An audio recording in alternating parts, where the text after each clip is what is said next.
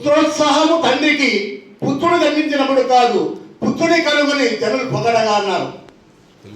మేము తయారు చేసినటువంటి మా రా మెటీరియల్ ప్రపంచవ్యాప్తంగా వెళ్ళి గుర్తింపు పొందే అందులో మొట్టమొదటిసారిగా సంతోషపడేవాడు గురువు. కాబట్టి నేను 1921 సంవత్సరంలో లెక్చర్ చేసిన అప్పుడే 80లో నా పీజీ అయిపోయింది. 21 వచ్చేసి ఉడగొండ వచ్చేసి ఫస్ట్, తర్వాత 2వ సంవత్సరం గుంటకల్ అక్కడ ఆలూరు రోడ్లో ఉండేది. అక్కడ మన వచ్చి మళ్ళీ ఇక్కడ షిఫ్ట్ అయితే వచ్చేసాను. అప్పుడు ఆ సంవత్సరం ప్రకాష్ రెడ్డి గారి అన్నగారు దిగంధర్ రెడ్డి కాలేజ్ చైర్మన్ గెలిచారు. తర్వాత 2 సంవత్సరాలకి ప్రకాష్ రెడ్డి గెలిచాడు. 20 సంవత్సరాలు కూడా నేను కాలేజీలో లెక్చర్గా పనిచేశాను, కానీ కాలేజీ అయిన తర్వాత ఒక మిత్రుడిగా నేను కలిసిపోయేవాడిని. ఎందుకంటే పిల్లలకి జరగబోయేది ఏంటి, జరుగుతున్నది ఏంటి ఆ విధంగా చెబుతూ ఎలా చదువుకోవాలి, మీ భవిష్యత్తు ఎలా చెప్పేసి ఆ విధంగా చేస్తూ వచ్చే ఆ తృప్తి ఎంతో గొప్పది. ఇప్పటికి కూడా కొన్ని వేల మంది నేను చూస్తుంటారు.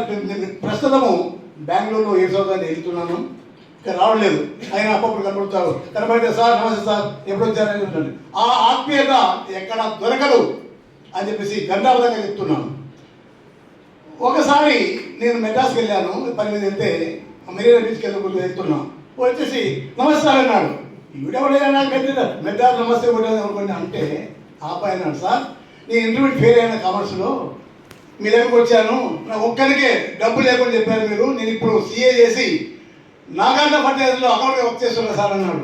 ఆ తృప్తి ఎన్ని పోటీచ్చినా కూడా నేను పొందలేదు. కాబట్టి విద్యార్థి అనేది మనకు ఆస్తులు, డబ్బు కాదు.